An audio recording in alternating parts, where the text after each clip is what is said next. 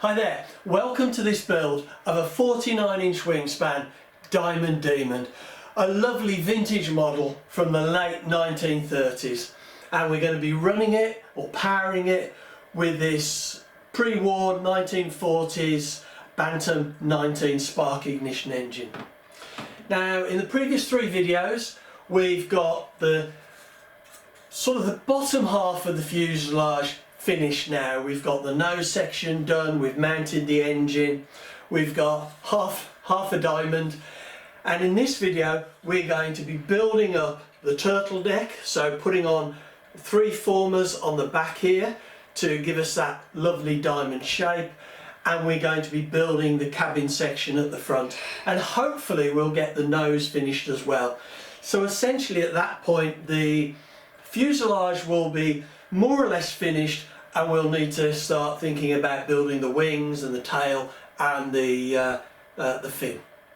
So we're going to build the formers, the three formers, on the back of the fuselage first to form that turtle deck, and they provide a support for a straight stringer that goes down the middle of the fuselage on the top of those formers. We can see it's dead straight there.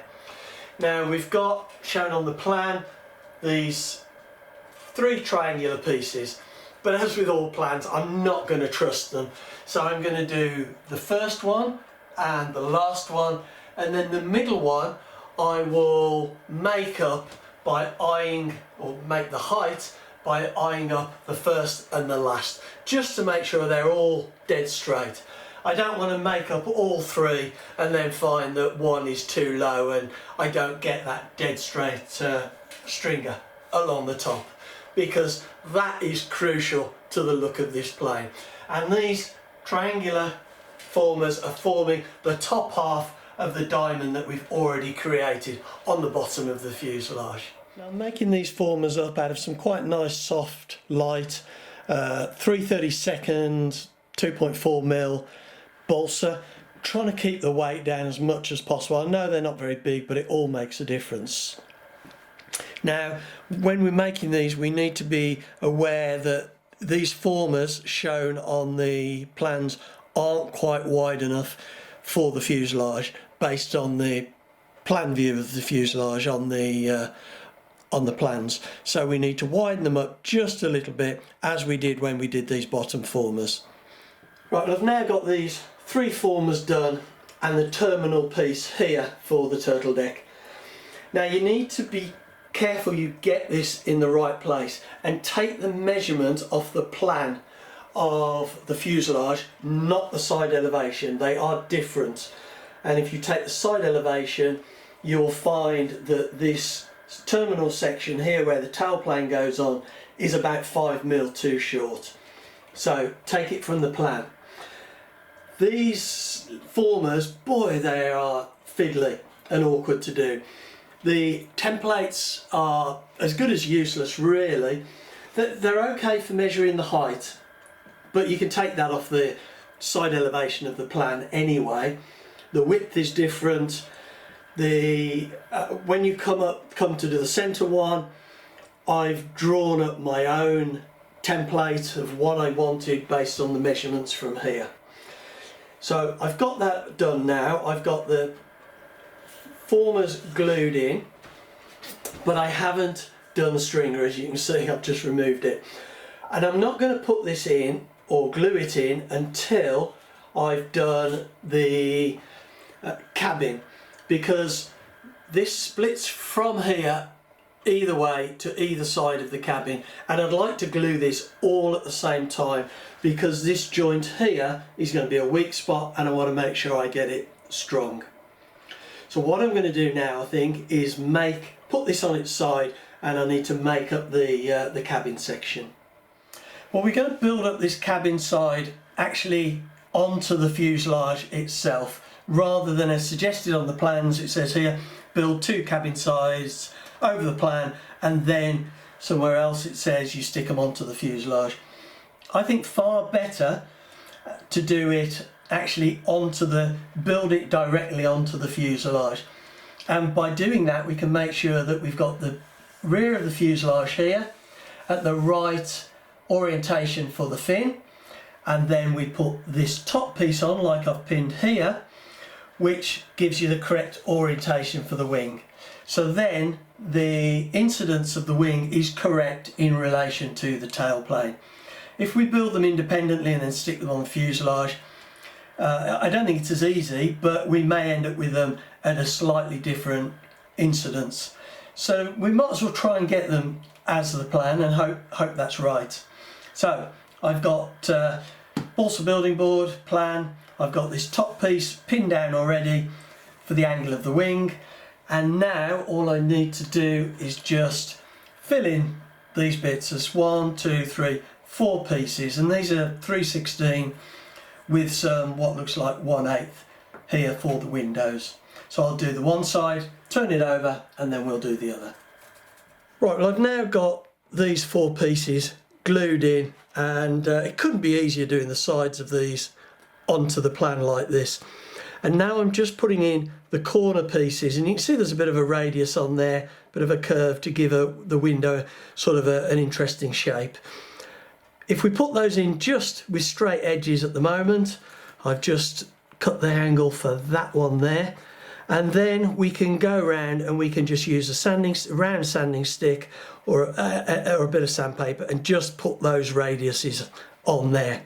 There's no point in trying to do it now, shaping the wood and then sticking them in. Far better to do it afterwards. And these pieces are going to really give this cabin area quite a bit of strength. Right, well now got this side finished. We've got all of the corner pieces in, ready to be shaped up, and of course we need to trim these ends once we get it off the board. So I'll take it off now and we'll see what it looks like. It's good to see this cabin starting to take shape now. What with that and the forms on the back, we can really see what this fuselage is going to look like now. So anyway, I'm going to get the other side built up, and then we can get these cross members in, and then we'll have that done, and we can get the stringers, and we've got this fuselage more or less sorted. Well, I've really been cracking on, and we've got the cabin section now built up as shown on the plans. But I think there's just a little bit more we can do without adding much weight to give it quite a bit more strength. This is done mainly out of 3/16 balsa. It's just a simple frame, and we've got this corner pieces here which not only give this profile and make it look a little bit more interesting, but they provide quite a lot of strength, and forward to backward strength. That's pretty solid. I've just roughly sanded these at the moment with my homemade sanding sticks. If you want to know more about how I make these, have a look in the description below and this video, and there'll be a link. But I've just gone round and just sanded those very, very lightly, and they will need more finishing. But whereas we've got this strengthening here, we haven't got anything either on the inside edges here or on the back edges on the inside. And I think I am going to just add a few little corner pieces there and there and at the front. It's just, I mean, this takes the whole wing on top of there, and it does rock backwards and forwards a little bit, and it's not that strong as it is. So a little bit of 2.5mm balsa in these corners will make a huge difference with very little weight. So, and as I said, I'll do that at the front as well. Right, well this cabin now is mostly finished bar a little bit of sanding. Still got the nose area to do, but the bulk of it is done. And I've also got these 1/8 by 3/16 stringers coming up from this central one, and they've gone on really nicely.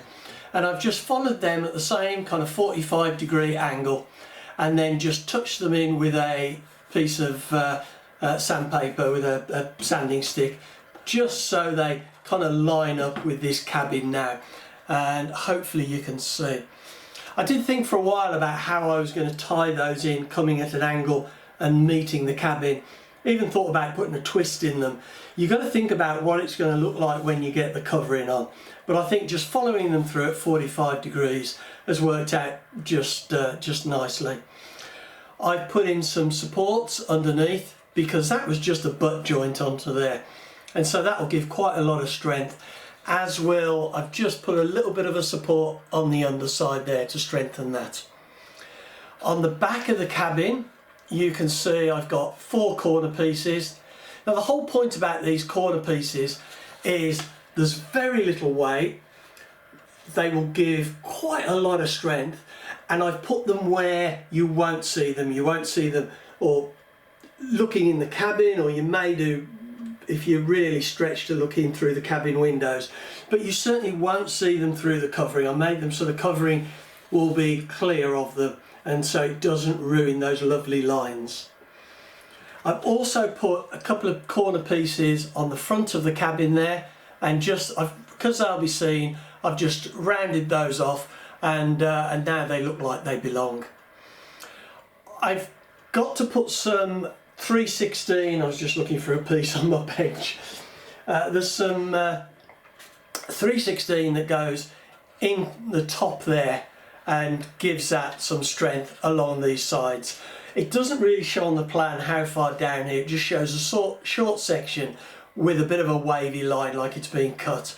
So I might double that 316 up all the way along, just to make, because that does flex a little bit. So I'll think about that. I'm not going to do it at the moment because I don't want to limit my access into here for when I'm doing the servos and the spark ignition setup. If I do that, it'll be right at the very end. But now we need to think about the nose section and how we're going to do that. Right, well, 2 things we've got to do on this nose section. We've got to make a little bit of a curved area here, which creates a kind of a dashboard effect, and so that will be on the cabin side of this plywood, and we'll just cut and bend a piece of balsa like that. Obviously it'll be a lot thinner, but it will just come over and glue on, and it will form a bit of a dashboard, like I say. So that should be fairly easy. With this bit around the engine, if we look at the plans, you can see there's a cutout that shows a piece of balsa that goes all the way around the engine and shields the engine. But that doesn't really work with this because we need access to the needle valve, and it's just if I was using a diesel engine, perhaps with a front intake, it would be a lot better. But like I say, I don't think it really applies to this. So I'm going to put a piece of 3/8 balsa on either side, like that. I'm then going to put a piece of 1/4 inch balsa, all of this nice and soft probably, or medium, across the back there, and then I'm just going to profile and round this in. So we have quite an open cockpit, engine bay, where we can get into the needle valve if necessary, which we will do. And it just looks cleaner. We can get to the nuts as well. It'll be stronger, not like shown on the plans. So I'll get on and do that now. I thought it might be useful to show you how I'm going to create this dashboard and the sheeting around the front inside the cockpit. Now, first thing I did was to cut a piece of balsa, which is similar to the top of the firewall there, but it's slightly taller and slightly narrower. To be honest, I did one before this and then had to modify it, and you just get it from a little bit of trial and error. You can do it in card or balsa, and that will then fit there like that, and that will form the dashboard. I might actually just sand this a little bit on the bottom so it sits better. But now I've got that there, I will glue that in place, and I've glued in a little block here, which is just the width of the balsa in that I'm going to use for the sheeting. So I just use the scrap like this just to measure the width in to stick that. So now I've got that like that, I've cut myself a piece of balsa which I'm going to use for the sheeting, and I will glue that onto the top there, and then I will roll it carefully not to split it around, and I will glue it at the other side. I will glue it nearly all the way, and then I will trim it to fit once the other end is overhanging like that. Once I've got that glued in, what I will do is I will take a very sharp scalpel and I will slowly trim this away until I meet that dashboard there, and I will just finish it up with a sand. So that's how I'm planning to do it, and I've done this before and it works really well. One thing I will say is I'm going to put a couple of holes in the firewall here to allow the cables to come out for the electronic ignition for the points, and then probably one in the center which will come out and bring the HT lead out. So I will probably drill those before I do this. If not, I might damage that when I drill it. Okay, so a quick update. I've got the dashboard in.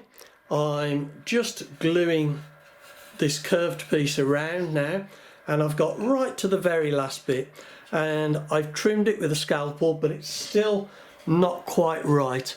So I'm holding that down and just slightly sanding it and then checking it until it just pops in, and then once it's in, I'll glue it. Right, well, I've now got that other side completed, and that's gone in quite nice. I mean, I'd be lying if I said it was easy, but it's not difficult. You just have to be really slowly taking a little bit off at a time. Now, to get the actual dashboard cut back, what we're going to do is we're going to use a scalpel. Actually, I'm going to glue around the inside first with just a little bit of CA, just to make sure that that is held nice. There we go. Now I'm going to take the scalpel, and hopefully this is on camera, and I'm just going to, this is a really sharp scalpel, and I'm just going to go along and cut this back like this. Right, I've now got this dashboard cleaned up, sanded, and a little bit of sheeting that goes around the top there. And so now it's time to move on to doing the bit around the engine and the engine bay. So we're going to put on this 3/8 balsa on either side. We're going to have some, I think this is 1/4 inch just on the back there, just to thicken that up with a bit of a curve, and then I'll sand it and blend it all in. Right, well, we've now got the basic structure of the fuselage finished, and I've really enjoyed building this and love seeing it take shape. And we now have our full diamond on the back here. We can see I've got the nose section completed. I've still got a little bit of sanding and profiling to do on this. I want to take the corners around here. We need to take a little bit of balsa out the front, perhaps for the timing lever and for this contact for the points. But I don't really want to do that until I'm actually setting this up with the equipment in it. So I'm going to leave it for now. I've put the dowel in the back here, just a piece of carbon fibre tubing, and I need to drill the holes and put dowel in the front as well. But I want to make sure I get that in the right place, so I'm going to build the wings first and then I'll do it. We've got a little bit of strengthening with the cabin still to do. We've got the windscreen to do. We've got the attachment for the tailplane, how we're going to do that. But none of this I want to do now. I want to make sure that we've got those parts finished that we're going to fit to the fuselage, and we can work together with those. So we'll get the wings finished and then we'll work on where the dowels go. So I'm going to call this done now for this video, and I'm going to draw it to a close. And like I say, I've really enjoyed building this, seeing how it looks with the engine fitted, and I can't wait now to get on and either build the wings or the tailplane and fin. I'm not sure what I'm going to do in the next video. I'm still thinking about that, because I would quite like to get on and do the wings, but equally same with the tail. So anyway, I hope you found this video useful and interesting. Please come back and see how we get on in the build of this lovely vintage late 1930s Diamond Demon. Thanks very much for watching.